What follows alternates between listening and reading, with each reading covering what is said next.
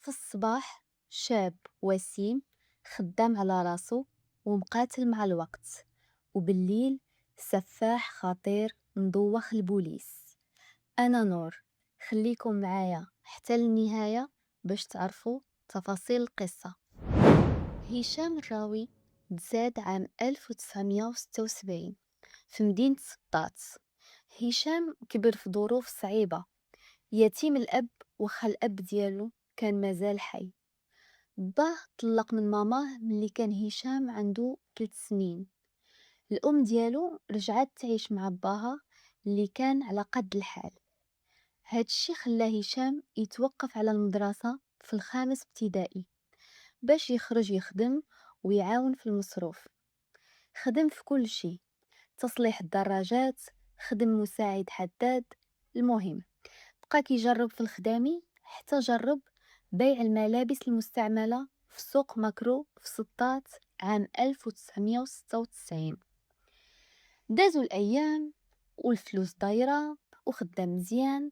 تعرف على مجموعة من تجار الملابس المستعملة اللي كانوا الرباح ديال نهارهم كيديه الليل، كيمشيو للكازينو، كيسكرو، كيقمرو. هشام اللي كان بعيد على هادشي بدا حتى هو كيصرف الفلوس ديالو كلها على المتعة. حتى من الهواية ديالو في الملاكمة ما بقاش عطيها أهمية. حيت نسيت ما نقول لكم باللي هشام كان عنده جسم رياضي وكان مبلي برياضة كمال الأجسام والملاكمة. الجسم ديالو كان قوي. هاد القوة هي اللي غتكون السلاح ديالو في ليالي سطات المظلمة. البداية كانت مع سلمى، ممرضة زوينة، كانت كل نهار كتمشى حدا الفراشة ديالو. كان كيشوفها غادا جاية قدامه، بغاها حب من طرف واحد، قرر يتقرب ليها ولكن بطريقة ماشي عادية. واحد النهار كانت غادا في الزنقة، وقفها وراها بطاقة ديال نادي الملاكمة من بعيد اللي كانت في داك الوقت كتشبه لبطاقة الشرطة. قدم لها راسو على أساس هو ضابط محترم. سلمى تاقت به، بداو كيتلاقاو ويخرجوا، ولكن غير في أماكن عامة، حتى حست معاه بالأمان.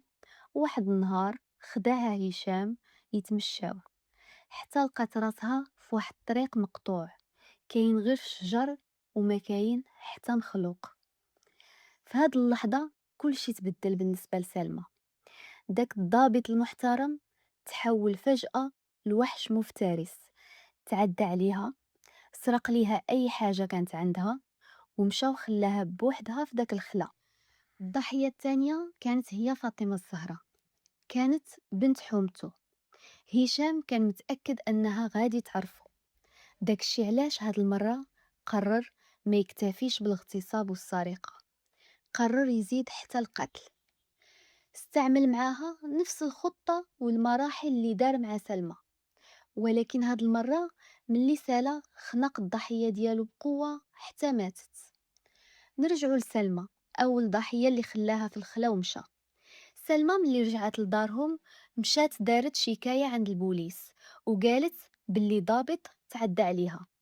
البوليس بداو كيقلبوا على هاد الضابط ما لقاوش، وقلبوا حتى لقاو هشام الضابط الكذاب.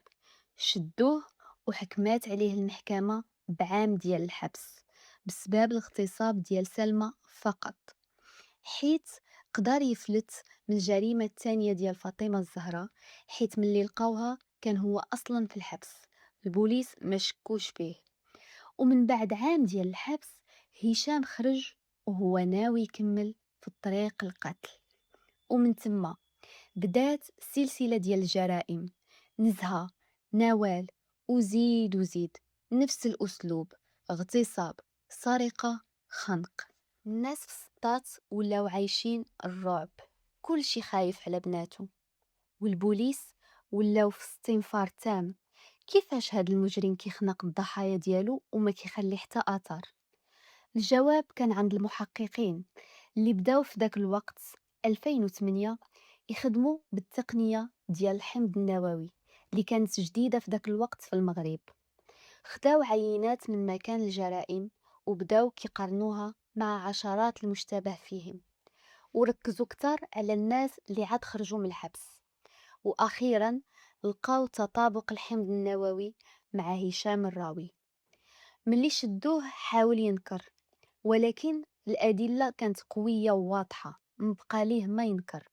الحمض النووي زيد عليها شي شهود شافوه مع آخر ضحية، وهنا صافي هشام اعترف بقاع الجرائم وبالطريقة والخطة اللي كان كيدير، وأيضا بالمتعة اللي كان كيحس بها وهو كيخنق الضحايا ديالو. الناس في السطات ما تيقوش ملي سمعوه تشد.